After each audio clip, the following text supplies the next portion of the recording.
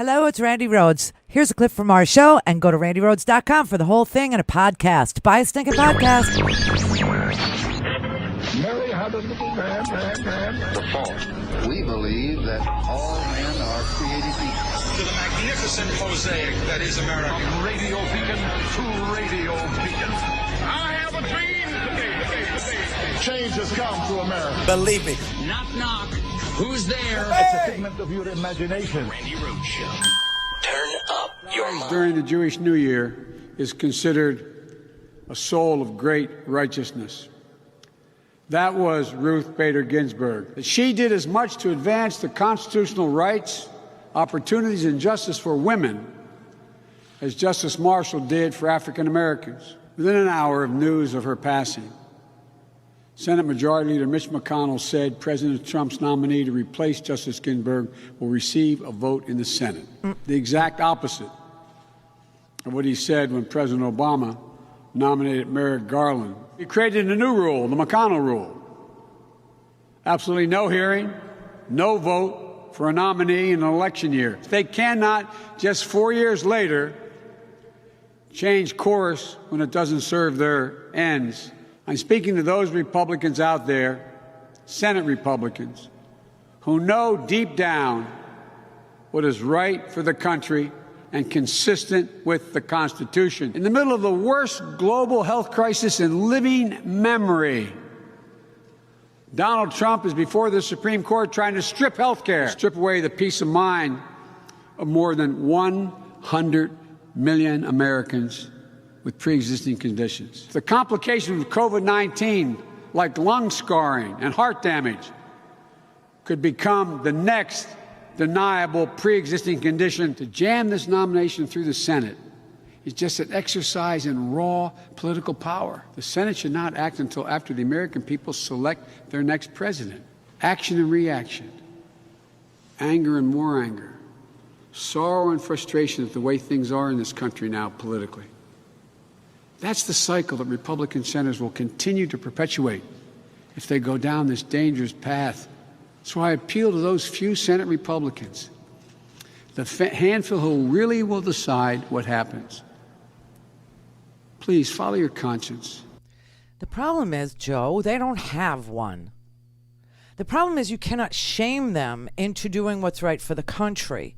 They have been salivating over complete control over at least the executive branch with this unitary executive theory that they would like to take to the Supreme Court and have the Supreme Court literally rubber stamp the fact that the president can do whatever he wants, including declaring martial law, declaring certain cities, blue states that he doesn't like Portland and Seattle and New York City, which is as calm as the summer wind, as anarchist cities, and deprive those cities of federal funding so that those cities can no longer pay for police, those cities can no longer pay for schools, those cities can die a miserable, disgusting, diverse death. He doesn't like the diversity in these cities, and he'll do anything he can to destroy them, and his henchman, Bill Barr, is on board to actually say New York City, who did a fabulous job in beating back COVID. They have a less than 1% positivity rate now because they did the hard thing that nobody wanted to do. The pro-life people would not do. Protect each other. Save each other's lives. Wouldn't do it.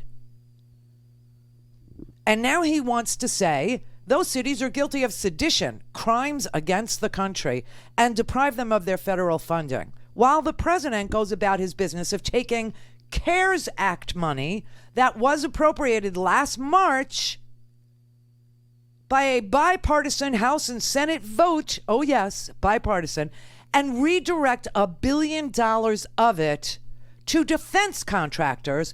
And that is a direct violation of the president not being able to violate Congress's intent for money.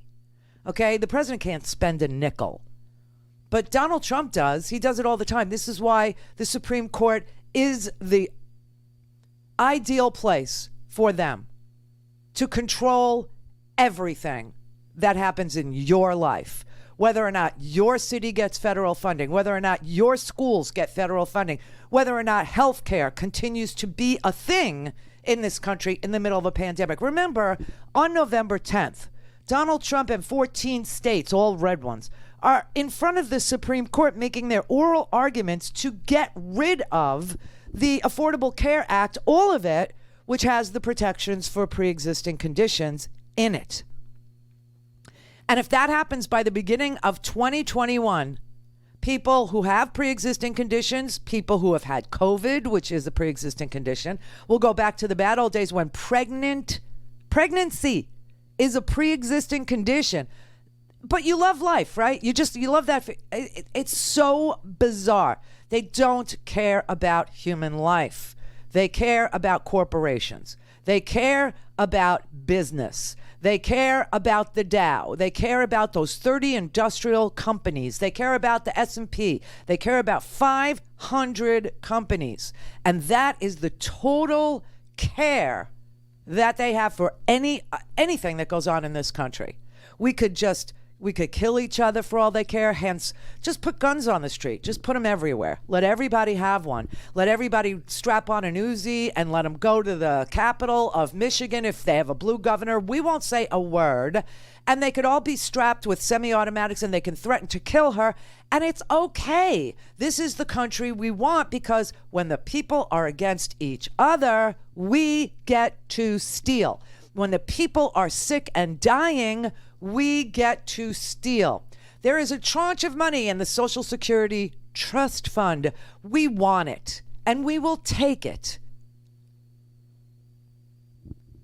So what is left for us to do? It's really very simple. There are a few procedures in the Senate that still remain in the hands of an individual, right?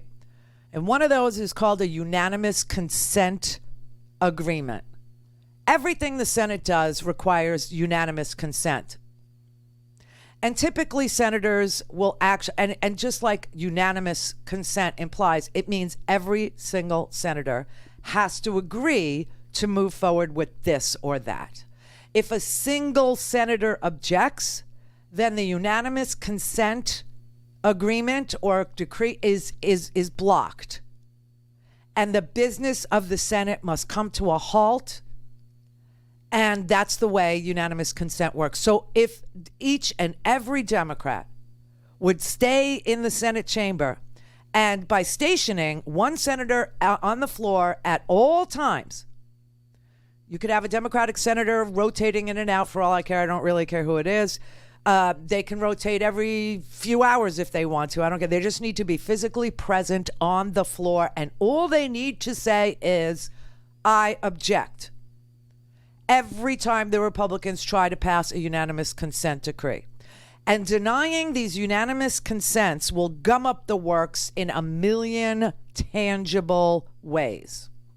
One of the ways, if you don't agree to a unanimous consent vote, that the Judiciary Committee be able to meet. If one senator objects to the Judiciary Committee being able to meet for more than 2 hours, they can't meet. And that's where the confirmation hearings would be held. Now, I realize that there are some Republicans that are saying, like Rush Limbaugh told his audience today, don't even have hearings, because he knows what I know. He knows what I know. Like I always said, Rush is smart. Sean Hannity is dumb as a rock, okay? But Rush is smart, and he knows that there are procedural things that can be done to stop the Judiciary Committee from having a hearing. And those unanimous consent decrees, those are one of the ways that you can prevent the Judiciary Committee from having a hearing, okay? And so that's why they're suggesting, we don't even have a hearing. We just put anybody. And you know what that does to the legitimacy of the court? It's gone. It's gone. And it's teetering. Why is it teetering? Because we have 2 sexual assaulters on the court right now. We have Clarence Thomas, the old one, and we have the young one, Kavanaugh, who, both of them were accused of sexual assault and inappropriate behavior and, watching porn movies or exposing somebody to, pubic hairs. I mean, just disgusting stuff. One guy was, doing a train with women on Quaaludes. God, I miss Quaaludes. In the wrong hands, though. Kavanaugh, right? But that's how we can stop the hearings, okay? What would that do? It would show the American people how abnormal trying to hold a Supreme Court hearing is less than 40 days before an election, and that's what it will be. There's a couple of other procedures we should go through, okay? Just a couple, because we're down to the toolbox. And you need to know what's in your toolbox. And you need to know if you have the tool for the job. And you do. Go to RandiRhodes.com for the whole thing and a podcast. Buy a stinking podcast.